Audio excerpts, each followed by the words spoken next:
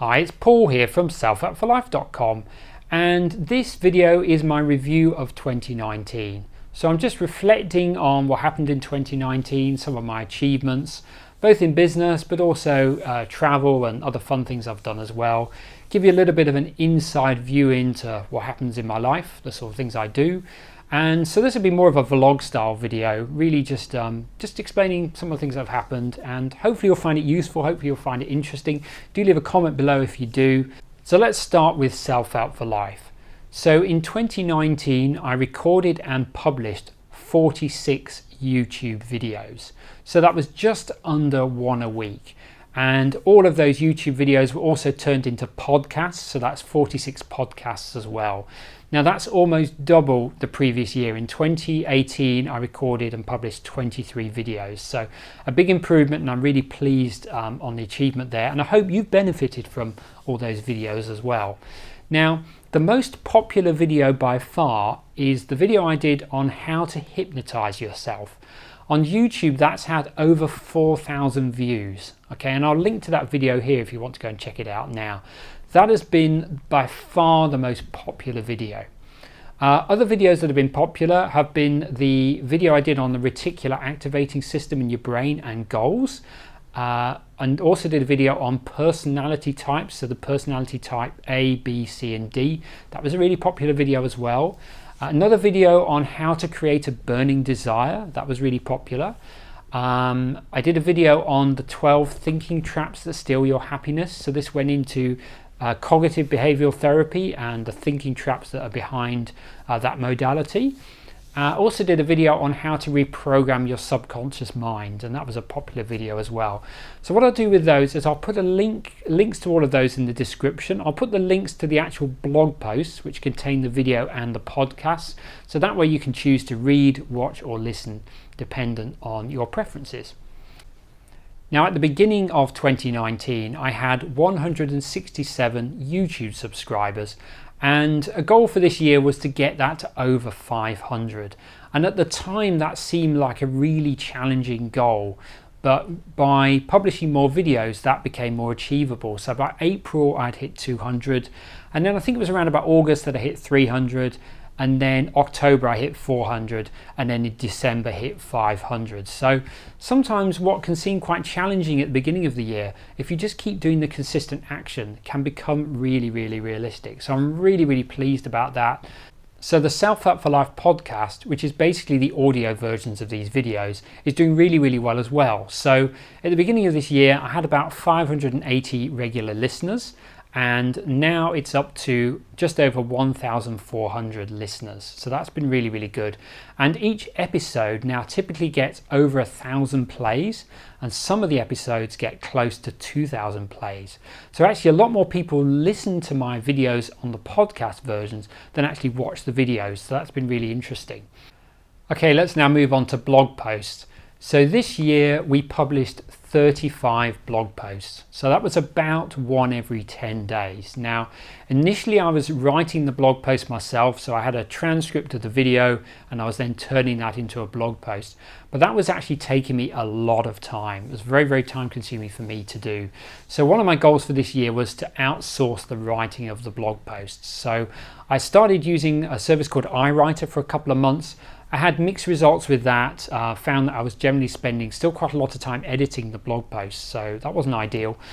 So then I went on to Upwork and I advertised for a writer, and through the process of that I got Irina.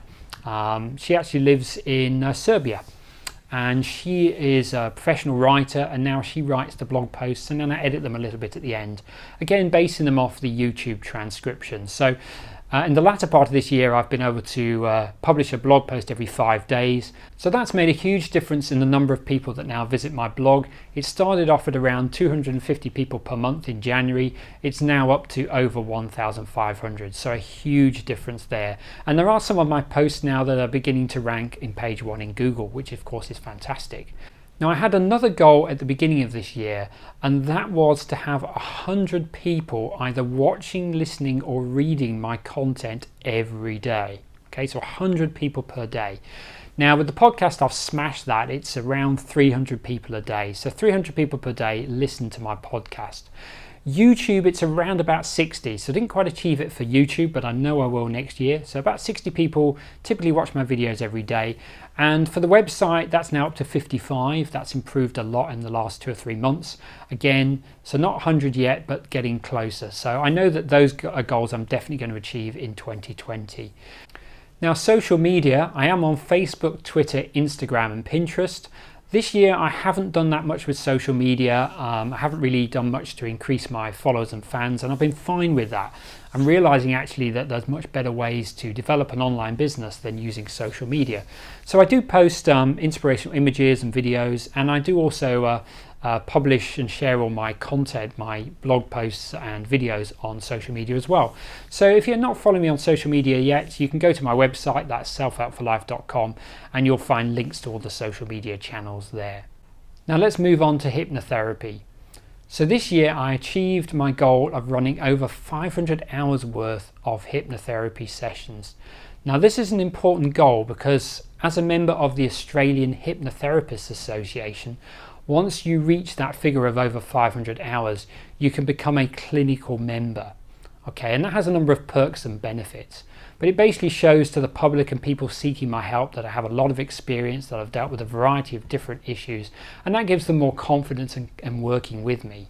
So some of the things I've helped people with this year have included stopping smoking, drinking less alcohol, reducing weight. I've had quite a few people come for help with nail biting and other of those stopping type of habits. I've also had people coming for help with IBS, OCD, and physical pain and physical symptoms as well. And I've had great results with many of these people, and it's been incredibly rewarding to help these people overcome things that often they felt were very, very difficult to achieve. So that's been incredibly rewarding as well. Now, most of these sessions have been face-to-face here in Sydney. However, I have started to do more online hypnotherapy sessions using Skype or Zoom. And I have found that these sessions have been equally as effective, if not more effective, than meeting face to face. So one of the things I want to do more of in 2020 is more online hypnotherapy sessions. Now, if that interests you, go to selfhelpforlife.com/hypnotherapy and you will find some more information there. I'll now cover some of my key influencers this year, people that I've been following and people that I've been learning from, and I'll put links to all these people in the description below this video. So the first one is Alex Haynes. Now, he is not so much into this whole hustle and do whatever it takes mentality. He's more into the idea of following your intuition and doing what feels good and enjoying the process along the way. And for me, this has been a real breath of fresh air because in the past I have done a lot of that hustling and working really hard and sacrificing lots of things in my life to achieve a certain level of success in business mainly. So this was really a real breath of fresh air. So again, I'll link to him in the description below, but well worth checking out his YouTube video particularly. Now, the next influencer for me has been Marissa Peer. Now, she is an incredibly experienced and successful hypnotherapist in the UK. She's worked with royalty and many celebrities. And one of the things that she's really into is the idea that you can have it all in all areas of life. Because many people are very successful in one or two areas, but not in all areas of life. So she talks about living life like the 1%ers, those people who have it all. And she's done a great webinar, which I'll link to in the description below. And in that webinar, there is a wonderful hypnotherapy. She calls it a transformational hypnotherapy process that she takes you through. And for me, this has probably been one, if not the most powerful hypnotherapy session I've been through this year. So I highly recommend that you register and experience this webinar for yourself. So if you click the link below this video, you'll be able to do that. And another key influencer this year has been Stephen James at Project Life Mastery. I've been following Stephen now for about 4 years, and the way that I run my online business is very much based on the way that he runs Project Life Mastery. I've learned an incredible amount of useful information from him that I apply on a daily basis to my business. But he's also a really, really good coach and mentor personally as well. And he's done lots of videos to really help you master all your areas of life. So whether that's your health, your mental health, your psychology, your spirituality, as also finances and business as well. So he's all about really mastering all areas of life. So a bit like Marissa Peer, it's about being successful in all areas and being able to do that. So again, there's a link to his website in the description below. Now let's move on to travel. And for this, I'm going to go slightly back to the end of 2018, because over the Christmas and New Year period, myself and my wife went to Borneo. Now we really wanted to go to Borneo. Neither of us had been there before. We wanted to go to see the orangutans in the wild. So we did a trip with Intrepid Safaris, and we started at Kota Kinabalu, which is on the northwest side of Borneo. And then we basically travelled to Sandakan, which is on the east side. Now the highlight of the trip was going to the Kinabatangan River, where we saw over 10 orangutans, many of them on Christmas Day, and also many proboscis monkeys. These monkeys have really, really big noses. They're very, very distinctive, and they're only found in Borneo. We saw in 2019 in Kuala Lumpur in Malaysia. First time I've been back to Kuala Lumpur for about 10 years. And we went to a bar called Marini's, which was on the 57th floor of a building that's very close to the Petronas Towers and where the fireworks were happening. And really, really great lively bar, but too high that the fireworks were actually below us. Okay, so when we were looking at the fireworks at midnight, we were actually looking down to see them, which was quite an interesting and slightly different experience, really.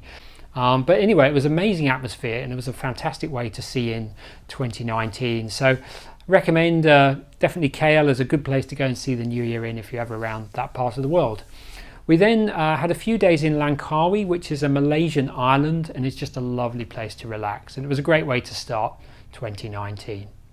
Then in April, to celebrate my wife's 50th birthday, we went to Singapore and then on to Ko Samui in Thailand. And we also met up with a couple of my wife's family as well there. Now in Singapore, we stayed in Marina Bay Sands, and this is like the place to stay in Singapore at the moment. You're probably aware of it, but if you're not, it's basically this hotel that has this like boat shape at the top, supported by 3 towers which contain the hotel rooms. And the rooms are absolutely amazing. They have everything you could possibly want, and also amazing views of Singapore CBD as well, and also the harbour and the water around that. But it's the top bit, the boat bit, that's really why people go. So on this boat section there's an infinity pool, and there's also a few restaurants as well. But people basically go to this pool and they don't swim. They just get as close to the edge as they can to get the perfect selfie. And it's a real experience of seeing like the beautiful people of the world all trying to get the perfect selfie. So really incredible experience, a lot of fun, had some great time there. And then after Marina Bay Sands, we moved to Ko Samui. Ko Samui is an island, it's part of Thailand, and it's popular with people that want to live an alternative lifestyle. So doing things like yoga and meditation. And while we were there, I found this great yoga cafe where you can obviously do yoga if you want to, but also they do lovely breakfasts and green juices, and everything is vegan. Okay, but they also have co-working spaces. So a co-working space is where you can work somewhere with your laptop, you know, live the laptop lifestyle.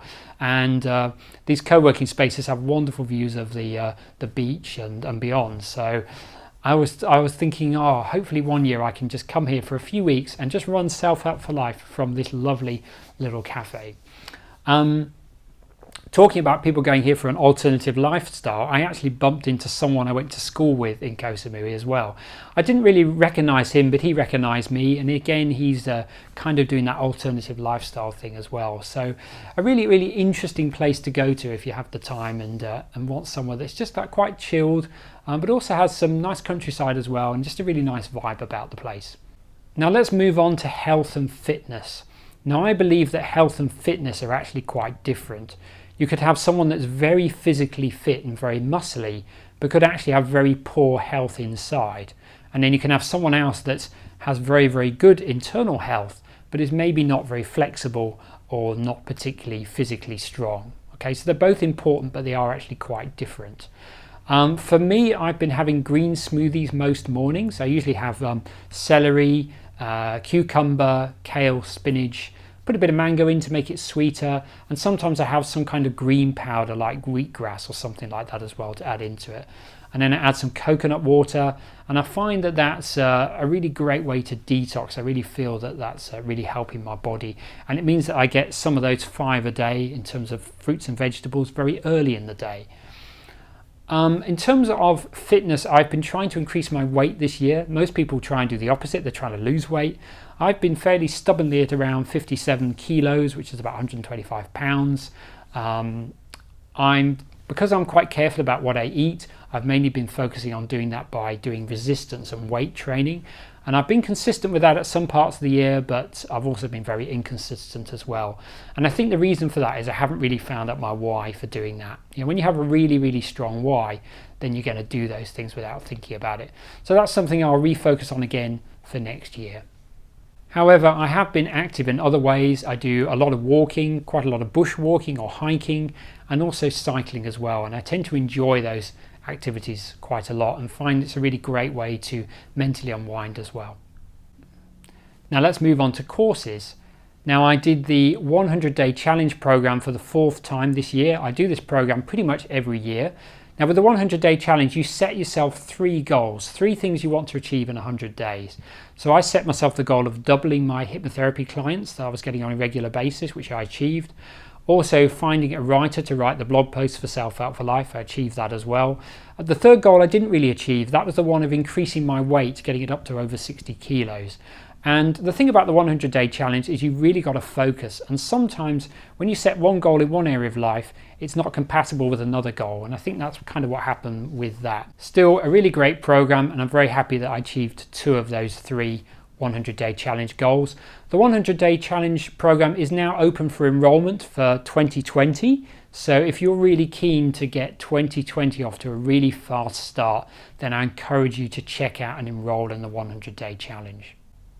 So another course that I did, and this one I attended face-to-face here in Sydney, is called the Virtual Gastric Band. It's created and delivered by Sheila Granger. She is a hypnotherapist in the UK, and this approach has become very, very popular worldwide. And really this is a hypnotic process for weight loss, but instead of it being around having a diet and being on a diet, and you know, most of the time diets don't work because you start to crave the things you're missing, this is much more around just eating smaller portions. So the idea is eat kind of more or less what you like to eat, but just eat less of it. Okay, and also exercising more as well. So this is something I've been using quite a lot with my weight loss clients recently, the Virtual Gastric Band, and having really, really great results with that. Now here are a couple of electronic gadgets that I've been using. So firstly, my wife bought me this Muse device for my birthday. Now you put it on your head like this, and this bit basically senses your brain waves. So it's designed for meditation. So the idea is that once you're wearing this, this connects to an app on your phone. Okay, and what it does is when you're meditating, by measuring your brain waves, it works out whether you're focusing on your breathing or whether your mind has wandered. And the way it does that is when your mind starts wandering, you start to hear wilder weather. So basically you hear wind and rain, and that tells you your mind has wandered, and then that allows you to then focus on your breathing again. Okay, now once you do that, you'll start to hear calm, less sounds. And once you start to hear birds tweeting, you know that you're in a really good mindful state. So this is called the Muse, and I'll put a link to this in the description below, but a really, really great gadget if you want to improve your meditation. I can highly recommend it. Another thing I treated myself to were these Sony MX-1000 Mark III headphones. These are great both for noise cancelling, and also they sound wonderful as well. So I've had these now for 2 or 3 months. Again, I'll put a link to these in the description below, but if you love your music and you love your music without too much outside noise going around, then I can highly recommend these. So now I'm going to talk a bit about one of my passions, which is music. So this year I saw a couple of great gigs. One was U2, their Joshua Tree tour here in Sydney. That was an amazing event. They played for almost 2 hours. They played the entire Joshua Tree album and many of their other classic hits as well. And it was the first time I'd ever seen U2 live, so I really enjoyed that. That was a fantastic night. And then earlier in the year, I saw Mumford & Sons. These are a kind of folky rocky band that I've probably known about and followed for about 10 years now, and I've never seen them live, and they're very clever musicians. They play a variety of different instruments, and just really interesting bands. So that's Mumford and Sons, and they don't come to Sydney very often, so it was great to see them here. And then a couple of albums, a couple of artists that I've really enjoyed listening to many times this year is firstly a band called Metric and their album The Art of Doubt. Now, it's actually quite a dark record, but it has some very meaningful and interesting lyrics, especially if you find things a bit challenging at times. It's something that I found I really related to. And there was one particular song on the record called Now or Never that I really liked. Now, I'll put a Spotify link to that album in the description below, but basically their sound is kind of indie and a little bit electronic. So if you're into that kind of thing and you like some meaningful lyrics, then I highly recommend having a listen to that record. And the other album that I've been listening to a lot at the moment is by Keane, and it's called Cause and Effect. Now, Keane are a UK band, and I've been following them right back to 2004 when they first started. They're a little bit different. They're basically indie rock, but they're different that instead of having a lead guitarist, their lead instrument is the piano and the synthesizer. Okay, so a lot of the time it's piano-y sounds, but they just write some great songs. Now, they've been in hiatus for about 5 or 6 years, so they've had no new material, and this has been a really great comeback record. And I love the title as well, Cause and Effect. It's a great title for an album. And my favourite track on this album is the third track in, which is called The Way I Feel, and it's basically all about the voices in your head and how they affect the way you feel, which of course is something I talk about quite a lot on this channel. And the song is really about this gifted kid, this talented kid, that as he grows up starts to get affected by life events, and in the past was very confident, self-assured, but begins to start to doubt himself and start to doubt the way the world is. It's almost like the world isn't the way that he expected it to be in some way. So again, I'll put a Spotify link to that album in the description below. Now, I haven't read many books this year, but one book that I read and really enjoyed was Midge Ure's autobiography called If I Was, named after his #1 single in the UK back in the 80s. And I love reading autobiographies. The first one I ever read was Richard Branson's autobiography, Losing My Virginity. This was like over 20 years ago now. And I think there's something about autobiographies. They're just a great way to get inside the head of successful people and really understand what they're thinking and why they do the things and why they did the things that they did. So Midge Ure's autobiography, it goes into the success he had in the 80s with the band Ultravox, which again was a band that I loved listening to when I was a child. And he then talks about the Band-Aid song, Do They Know It's Christmas, because he co-wrote that with Bob Geldof, and he goes through the whole of that experience and what that was like. But then he also goes through the difficult times in the 90s and the noughties. So this was when success eluded him, when he was writing records, writing great songs, but for whatever reason they weren't popular. It was kind of like he wasn't the fashion anymore. And this happens a lot with celebrities. They're successful at one time, but then musical tastes change and they're no longer popular. And when you're very successful about something in life or anything in life, often you've had a lot of drive to achieve that and you've had that success, and then when you can't recreate that again, you can get very depressed and a lot of despair. And he talks a lot about that as well. And in his case, that led him or it was a big influence in him becoming an alcoholic and becoming addicted to alcohol. So again, he goes into that in real detail in the book as well. And also the moment when he came off alcohol for good. It's like, I was saying earlier about sometimes you need a good enough reason to do something or to not do something. And there's a moment in that book where something happens and he just never touches alcohol again. And I'm not going to spoil you by telling you what it is, but if you love autobiographies and you love music, then I think you'll really enjoy reading that one. So again, I'll link to that in the description below. Okay, so next year, 2020. For me, it's really going to be a case of I'm just going to keep doing what I've been doing. Okay, so just be consistent again with video, blog and podcast content. I'd love to get to 2,000 subscribers on YouTube. I think that's quite realistic looking at the growth that I've had this year. I want to hit that goal that I mentioned earlier around having over 100 people watching my videos on a daily basis and also reading my articles on the Self Help for Life blog on a daily basis as well. I'm thinking possibly of developing my own course or Kindle book. That's just something I'm toying with at the moment. It's something I would like to get into, and I'm also definitely want to do more online coaching and hypnotherapy. So if you're interested in hypnotherapy or coaching by me, then do get in touch. This could be a great way to help you get a fast start into 2020. So again, go to selfoutforlife.com/hypnotherapy and you can find out a little bit more there. Also, next year is my 50th birthday, so I suspect there'll be some interesting travel happening around that time, so I will share that with you next year. And also, I want to work a little less hard. I want to see if I can have a bit more of a balance in life, see if I can achieve more and enjoy more of that process. I think I'm beginning to realize now as I get that little bit older that it's important to enjoy the present. It's important to enjoy the life you have now, as well as striving to make it better in the future. And I think I've done a little bit too much of that striving and a little bit too little of enjoying the present. So I want to redress that in 2020. So that's really how I see my life going. So no dramatic changes in 2020, except having a bit more work-life balance in a way. So I hope you found this review of 2019 interesting. If you do, please give it a thumbs up and do leave a comment below. Let me know if you'd like to have more of these kind of videos where I share what's going on in my life. Okay, so it'd be good to know that. And I will have a blog version of this which will go into a lot of the content I've talked about now, and it will have all the links in there as well, but I'll put all the links in the description as well, so you'll be able to find them there as well. So I'd like to wish you a happy new year, a happy new decade. I hope you achieve all your goals and dreams in 2020. I hope that I can continue to motivate, inspire you and give you helpful, actionable information that can help you be more, do more and have more.